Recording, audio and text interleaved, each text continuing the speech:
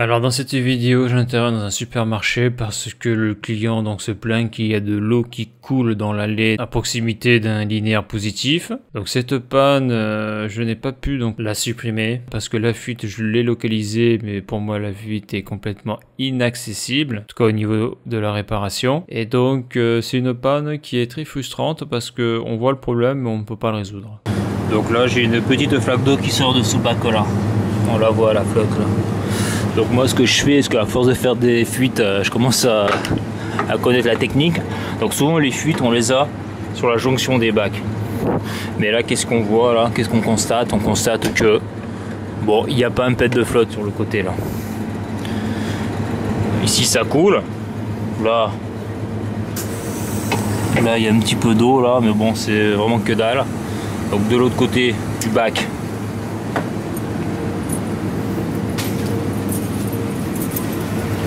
on voit qu'il n'y a pas de flotte au niveau des joints, tout ça. Donc là il faut que j'enlève cette plaque là. J'espère que ça coule pas au niveau du siphon. Donc là il y a encore un truc à enlever là, cette barre de protection Ticadi là qui fait chier là. Donc là je vois de l'eau au fond là. Ça brille là, on voit l'eau. Donc c'est là où on voit l'intérêt d'avoir une caméra endoscopique.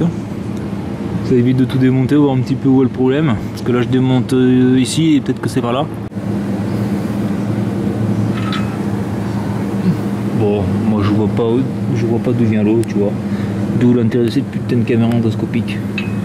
Moi ce que je vois c'est que tout au fond c'est sec. Là si c'est le tuyau qui est percé, ça n'a pas l'air. En tout cas s'il est percé, moi je sais pas faire. Je sais pas comment changer ça. Quand tu vois à l'endroit où sont les tuyaux PVC, sans déconner, tu te demandes comment les monteurs ont fait pour les placer quoi. C'est impressionnant quoi. Impressionnant. Parce que là celui-là du fond il touche le sol là. Il est entre deux meubles. Donc si celui-là il est percé, eh ben t'es niqué. T'es niqué parce que c'est inaccessible. C'est ça qui est magique avec le froid commercial. C'est que les évacuations des condensats des fois sont placées à des endroits. Ou même des fois on voit les lignes liquides, les vannes d'isolement elles sont au milieu du meuble au fond. Et là tu te dis comment les monteurs ont fait pour monter ça quoi. Donc ça a dû être fait par derrière le meuble. Et comme ils ont mis un autre meuble de l'autre côté, ben c'est totalement inaccessible. Bon ben écoute, moi ce que je vais marquer c'est inaccessibilité des tuyaux, je vois rien. À la limite je vais changer le linéaire, changer tout le linéaire. À la misère quoi. Je vois de l'eau au fond là, sur le tuyau qui touche le sol. Je vois de l'eau mais donc là ce que je vais faire c'est une vieille technique en froid commercial. Je vais mettre du soupelin au taquet là. Et avec l'évaporation naturelle on va espérer que ça arrive pas sur l'allée. Parce que là franchement tu peux rien faire là. En tout cas avec l'équipement que j'ai je peux pas rien faire. Voilà. Voilà la misère des fuites sous les bacs. On le voit ce tuyau, je sais pas si on le verra dans la vidéo, mais au fond il y a un tuyau, il a l'air d'être mouillé. Ah bah elle est là la fuite.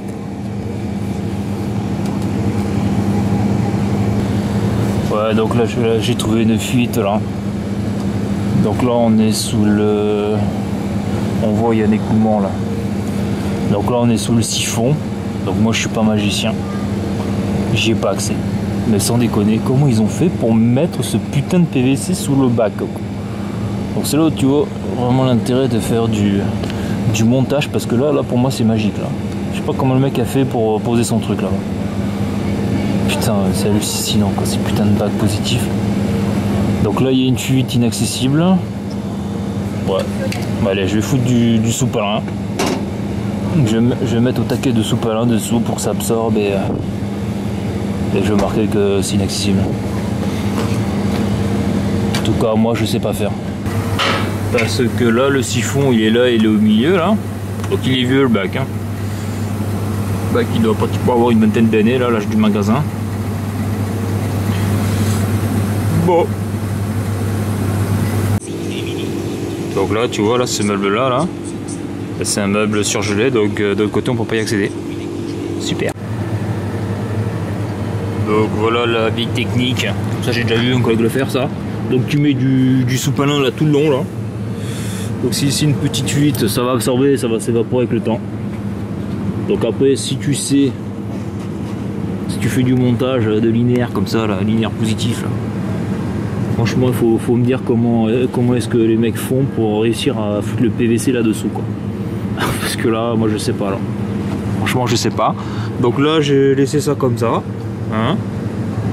Donc j'ai envie de marquer sur la feuille, remplacer le linéaire, mais bon, je vais peut-être pas le faire. Peut-être le client va mal le prendre. Donc là, je vais remettre ces deux saloperies de protection, là. Et puis voilà. Et puis voilà, et je vais marquer fuite, fuite donc au coude, donc fuite au niveau du siphon, inaccessible. Donc cette photo a été prise sous le bac, donc sous le linéaire positif. Donc on peut voir le siphon et la conduite PVC. Donc là où il y a la flèche, on peut voir une petite flaque d'eau. Donc c'est cette eau là qui coule après dans l'allée du magasin. C'est la flaque d'eau que l'on voit au début de la vidéo. Donc là, comme on peut le voir sur la flèche, il y a une sorte d'écoulement. On dirait du biofilm parce que l'on voit que ça va donc jusqu'en bas là. Et donc là où il y a la flèche, on voit la flaque d'eau. Donc là on peut voir un zoom sur le siphon. Donc on peut voir que ce siphon est vissé donc ici là où il y a la flèche là. Donc c'est là où il y a la sortie là des condensats, en tout cas au niveau du bac des condensats. Et l'autre extrémité donc est collée sur le tube PVC. Et donc par rapport à l'endroit donc où on intervient donc au niveau de la ligne du magasin, donc on enlève les deux protections du bas là et on accède au siphon. Mais entre l'allée et le siphon, il y a plus d'1 mètre. C'est-à-dire que même si on a le bras long, c'est inaccessible. Donc la fuite est au niveau du siphon, donc je suis pas sûr de l'endroit exact, mais je sais que c'est ce niveau-là. Alors lorsque je dis que je ne suis pas sûr de l'endroit exact, c'est-à-dire que je ne sais pas si c'est